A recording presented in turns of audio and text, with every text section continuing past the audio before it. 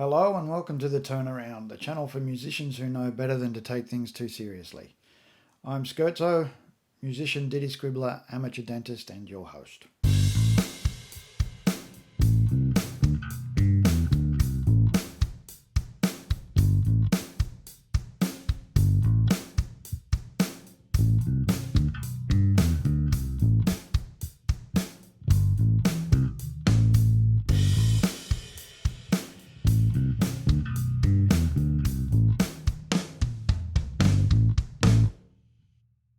This is the first video in what might only end up being a huge bone of contention in an otherwise blissful marriage.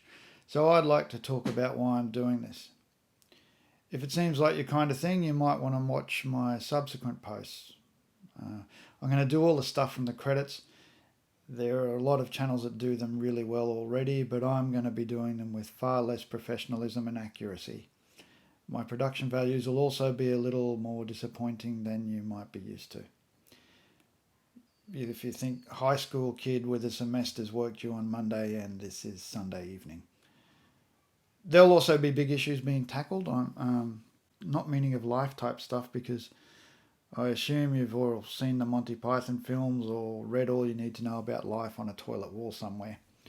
I want to explore some of the lesser examined areas of music, such as why singers can't seem to lift anything other than a microphone during load in and out. Why reaction videos get so many views and so many likes. If Bach and Beethoven were NBA players, which team would they play for, and would they find modern underwear an improvement? I think this channel is going to be a way for me to educate and re-immerse myself in all things music. Okay, so in the real world, I'm a music teacher at primary school here in Australia. So I'd like to take this small opportunity to justify my existence. Once upon a time, music was considered to be an essential part of a balanced schooling. These days, it's considered to be as legitimate as phrenology as a course of study. However, unlike phrenology, the benefits of music are well supported by science. This hasn't prevented it from being pushed aside by the need for time in school for literacy and numeracy, which are very important, and I'm not trying to take away from them at all. Given Australia's standing in international rankings for maths and science and so on, I can relate to why parents who are invested in their kids' education want more focus on the 3R type stuff. There's also a huge swath of population here that seem to think that school's kind of a child rearing service and learning's not that important, mostly because you don't need an advanced degree to drive a mining truck. And I've kind of got a problem, I know, with people who are too short-sighted to see the value of a good education. At any rate, there's a huge portion of the population that's ignorant or that's ignorant to how profitable an education in music can be. Even worse, there are far fewer who are aware of the dangers of a deficit in musical literacy. Some of us might be rolling our eyes right now or collapsed on the floor trying not to swallow their tongues, due to the rush of unbidden memories of irreparable trauma inflicted on you as a child through violin or sousaphone or, worse yet, piano lessons. And I can relate to that. Every now and then, memories of my Year 8 music teacher surface unbidden and at the most inconvenient of times. There's never been a more sarcastic or caustic man inflicting himself on young musical hopefuls. And I'm serious, he made Simon Cowell seem friendly and supportive. Even though he should never have been allowed anywhere near a classroom, he did leave the impression that music could be used against people. I understand he went on to write elevator music, advertising jingles, and now he's working as a choir director in England somewhere. He was my first experience of the dark side of music, and to this day I'm sort of reduced to a dribbling mass of flatulent jelly at the sight of a glockenspiel. And He left me with the impression that recorders should be, banned by the Geneva Convention. He was that bad.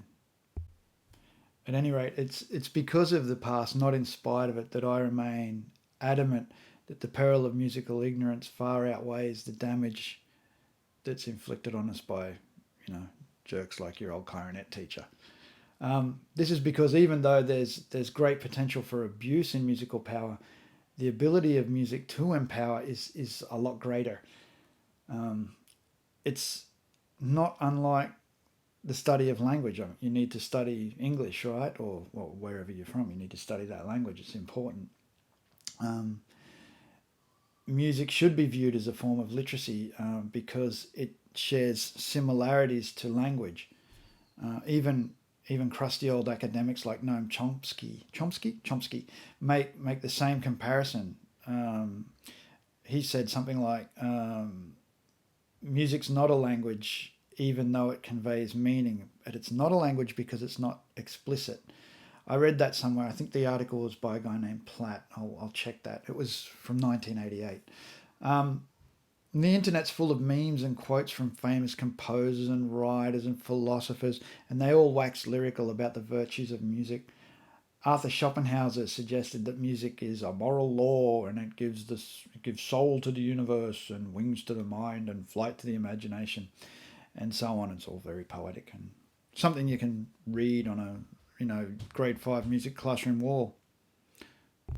And then you've got business and philosophical powerhouses like Kylie Minogue, who elaborate further on the value of music, touching on its peripheral benefits. And she says things like, "I love to have a bath with beautiful, relaxing music and have no rush to do anything." Don't we all? And I couldn't have said it more succinctly myself. And she's backed up by a lot of scientific literature, in fact. Musicology and psychology journals are full of support for the physical and mental payoffs for participating in music. But Kylie gives us a concrete example of the simple value of music that we can all enjoy should we be so lucky. Even better is that Kylie offers us a convenient segue into the dangers of a lack of musical savvy, such as plagued her early career. Sorry, that's a cheap shot. I'm bitter because she never responded to my fan mail as a teenager. It's my own fault, I suppose, because a dead rat just doesn't say the right things, even if you kill it with your own teeth. Kylie obviously knew a lot about music, or at least what her fans liked about it. She made swaths of cash in Oz and in good old Taste Challenged UK in the 80s. Her singles were things like, "I Should Be So Lucky" and "Do the Locomotion."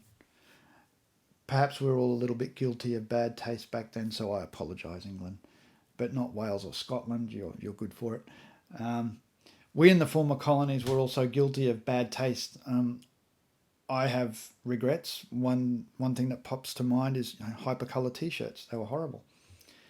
Getting back to it, a lack of basic music education can leave one open to musical manipulation. Yeah, any trip to the supermarket or department store exposes the visitor to a multiple of musicological assaults intended to get you to buy and spend more.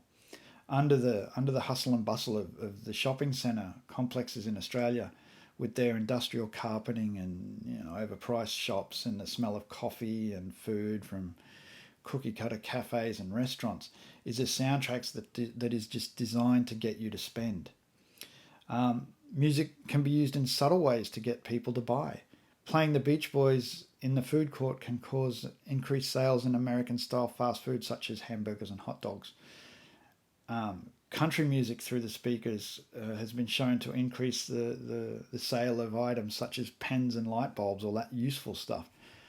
All of this is from research by a guy named Armitage from 2015. Even musical adepts are at risk. Kylie Minogue's "I Should Be So Lucky" makes me want to take a bath.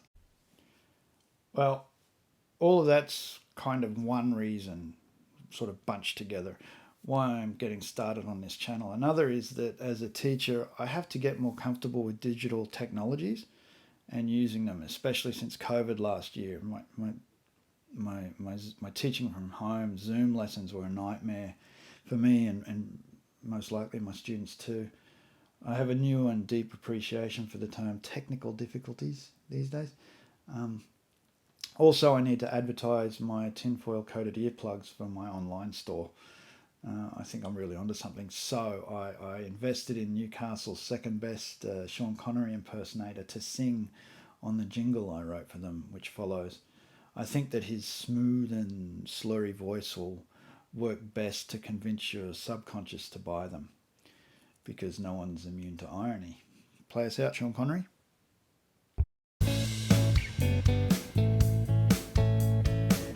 You go out shopping all lost and confused. The words of the song are talking to you. Gotta buy this, you gotta buy that. What you need is something to stop it flat. My super shiny tinfoil earplugs, baby, they're all that you need.